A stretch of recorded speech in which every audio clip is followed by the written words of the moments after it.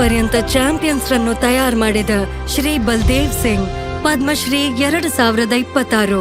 1950 November 15ರಂದು ಪಂಜಾಬ್ನ ಲುಧಿಯಾನದ ಕೃಷಿಕರ ಕುಟುಂಬದಲ್ಲಿ ಹುಟ್ಟಿದ ಬಲ್ದೇವ್ ಸಿಂಗ್ ಆರ್ಥಿಕತೆಯ ತೊಂದರೆಯಿಂದಾಗಿ ಬಾಲ್ಯದಲ್ಲೇ ಕಷ್ಟ ಎದುರಿಸಬೇಕಾಯಿತು. ಬಾಲ್ಯದಲ್ಲಿ ಮೊದಲ ಬಾರಿಗೆ ರಾಷ್ಟ್ರೀಯ ಮಟ್ಟದ ಹಾಕಿ ಪಂದ್ಯ ನೋಡಿದ್ದೆ. ಆಗ ಭಾರತದ ಕೆಲವು ಶ್ರೇಷ್ಠ ಅಂತಾರಾಷ್ಟ್ರೀಯ ಹಾಕಿ ತಾರೆಯರು ಆಡುತ್ತಿದ್ದರು. ಅವರ ಆಟಕ್ಕೆ ಆಕರ್ಷಿತನಾಗಿ ತಕ್ಷಣವೇ ಹಾಕಿಯನ್ನು ನಾನು ಪ್ರೀತಿಸಲು ಶುರು ಮಾಡಿದೆ. ಬಲ್ದೇವ್ ಸಿಂಗ್ ಬೆಂಗಳೂರಿನ ರಾಷ್ಟ್ರೀಯ ಕ್ರೀಡಾ ಸಂಸ್ಥೆಯಿಂದ ಹಾಕಿ ತರಬೇತಿಯಲ್ಲಿ ಡಿಪ್ಲೊಮಾ ಕೋರ್ಸ್ ಮಾಡಿದ್ರು. ಅವರು ಹರಿಯಾಣ ಕ್ರೀಡಾ ಇಲಾಖೆಗೆ 1981ರಲ್ಲಿ ಸೇರಿದ್ರು ಮತ್ತು ಶಾಬಾದ್ ಮಾರ್ಕಂಡದಲ್ಲಿ ಕೋಚ್ ಆದ್ರು.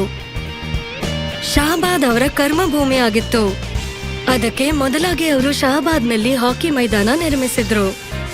ಬಲ್ದೇವ್ ಸಿಂಗ್ ಅವರ ಪರಿಶ್ರಮ ಮತ್ತು ಶಿಸ್ತಿನ ತರಬೇತಿಯು ಅಂತಾರಾಷ್ಟ್ರೀಯ ಮಟ್ಟದಲ್ಲಿ ತಮ್ಮತನವನ್ನು ತೋರಿಸುವ ಆಟಗಾರರನ್ನು ರೂಪಿಸಿತು.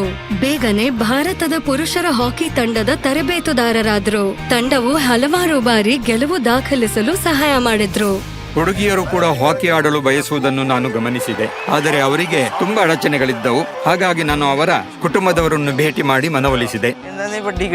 ಹುಡುಗಿಯರು ದೂರದ ಜಾಗದಲ್ಲಿ ಆಡುವಾಗ ಅವರನ್ನು ಕರೆದುಕೊಂಡು ಹೋಗಿ ಬರಲು ಒಂದು ದೊಡ್ಡ ಕಾರು ತೆಗೊಂಡ್ರು.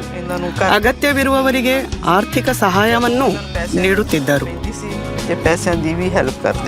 ಹಾಕಿ ಯುವಕರಿಗೆ ಕೀರ್ತಿ, ಮನ್ನಣೆ, ಗೌರವ ಮತ್ತು ಉದ್ಯೋಗ ಅವಕಾಶ ತಂದುಕೊಟ್ಟಿತು. ಹುಡುಗಿಯರ ಪ್ರಗತಿಯು ಭಾರತದ ಪ್ರಗತಿಗೆ ನಾಂದಿಯಾಗುತ್ತದೆ. ಬಲ್ದೇವ್ ಸಿಂಗ್ ಅವರ ತರಬೇತಿಯಲ್ಲಿ ಬಾಲಕಿಯರ ಶಾಲಾ ತಂಡವು ಹಲವಾರು ಪ್ರತಿಷ್ಠಿತ ಪಂದ್ಯ ಗೆದ್ದು ಕೆಲವೇ ವರ್ಷಗಳಲ್ಲಿ ರಾಷ್ಟ್ರಕ್ಕೆ ಕೀರ್ತಿ ತಂದಿತು. ಅವರು ನಮ್ಗೆ ಕೇವಲ ತರಬೇತುದಾರರಾಗಿರ್ಲಿಲ್ಲ, ಮಾರ್ಗದರ್ಶಕರಾಗಿ, ತಂದೆಯಾಗಿ ನಮ್ಮ ಜೀವನವನ್ನು ನಿರ್ಮಿಸಲು ಸಹಾಯ ಮಾಡಿದ್ದಾರೆ.